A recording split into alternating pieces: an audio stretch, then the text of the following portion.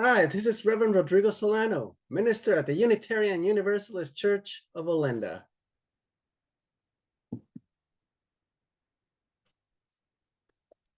Growing up, I remember being fascinated by magic tricks, or properly called illusions.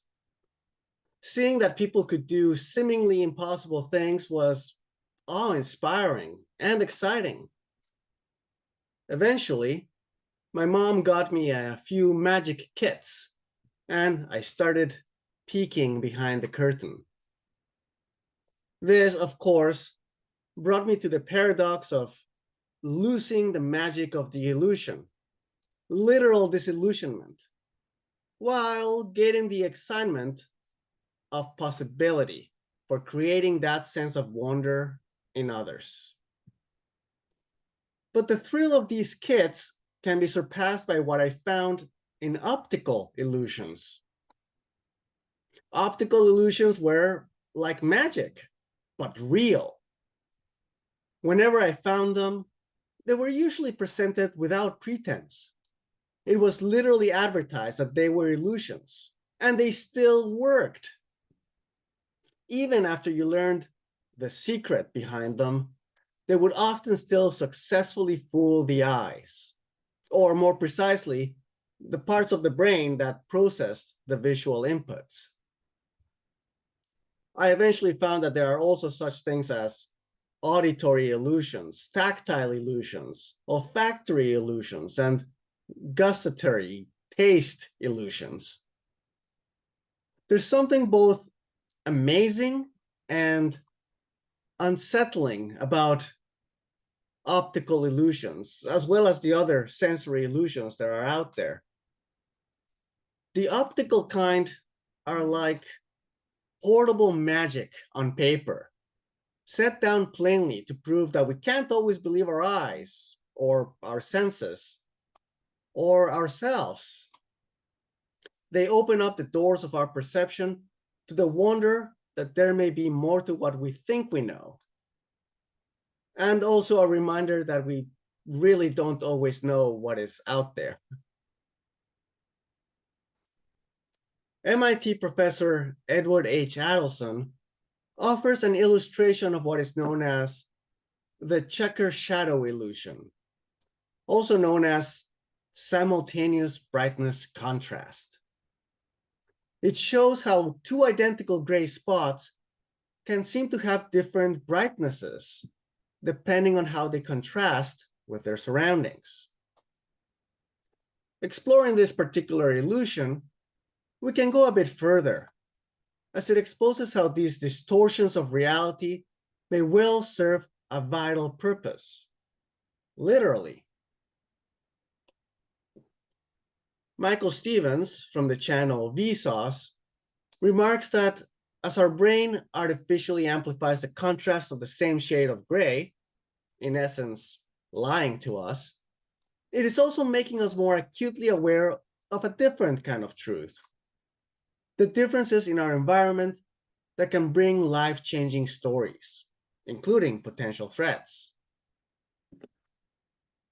The story of our collective brain's evolution through natural selection is often like that, distorting some of our perception on purpose so that we may be better aware of things that our survival might depend on. Quite exciting, if unsettling, when you think about it. The story of mythology is also often like that. Sometimes the word myth is used as a synonym for lie or untruth, but the truth is more complicated than that. Storytellers, elders, theologians, sociologists, psychologists, politicians, and other groups that use mythology on a regular basis understand that myths are an integral part of our life as a species and as a society.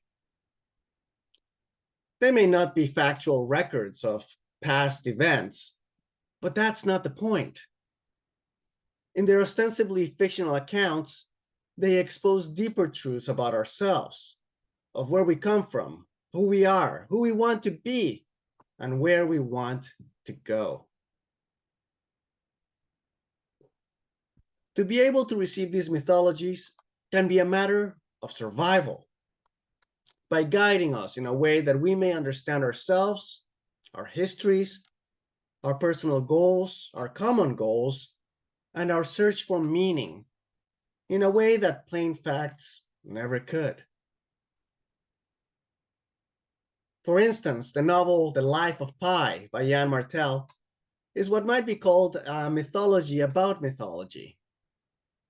It was released in 2001, so I apologize if you haven't gotten around to reading it yet.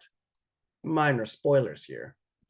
All I'll say is that it includes the story of a boy who survived by the grace of a mythology that he constructed in the midst of intense hardship.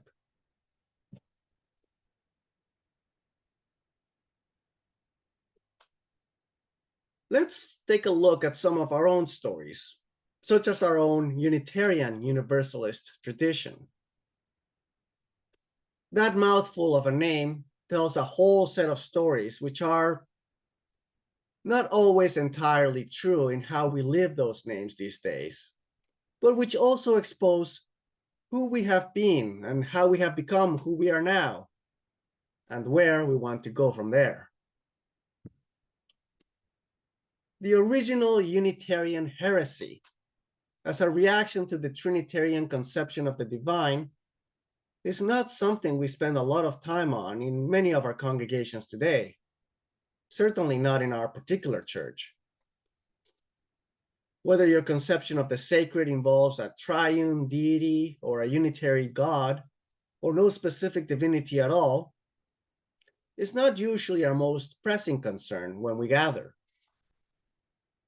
Some of you may even espouse a Trinitarian theology, and we have space for that here.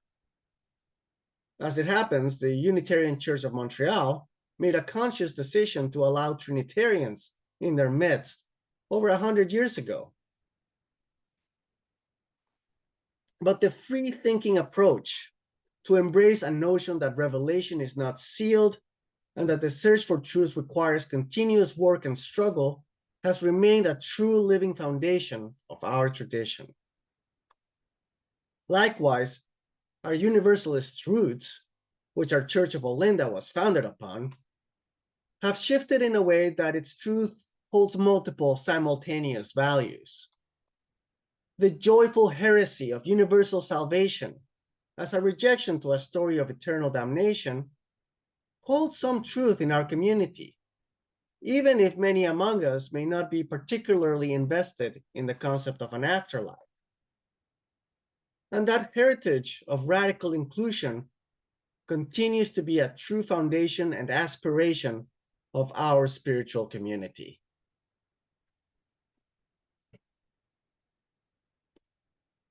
And that brings us to the wider conception of faith. There are many ways to define it, but there's one definition that I find particularly inspiring and challenging. Faith is sometimes described as hope despite evidence to the contrary. And this can be a tricky approach, as it can seem like a call toward blind faith and unfounded leadership or practices. If, however, we look back at our collective history, we see the amazing deeds that have been achieved by people collaborating on making seemingly impossible feats become reality. When prophetic people fought against slavery in Canada, the United Kingdom, and the United States, abolition might have at times seemed like a hopeless dream. But despite the immediate evidence against it, they kept faith that it was a sacred task worth taking on.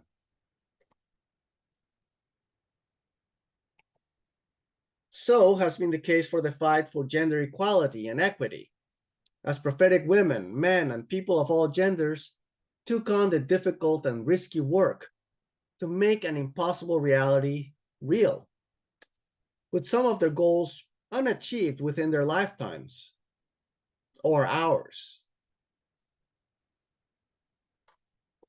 The dream of marriage equality, in which our tradition was an integral participant, had seemed impossible at times. And yet we have lived that reality now, going on decades. The gradual shifts in government policies that go from policing drug use toward treating addictions and prioritizing people have seemed like slow, agonizing battles. And yet we see evidence that it is happening.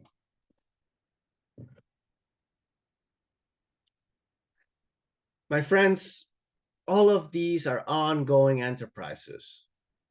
The struggle continues. And the faith that holds, despite what we might immediately see, is vital to the survival of these holy tasks. My friends, there is plenty of reason for despair. We know the reasons. I don't need to list them here.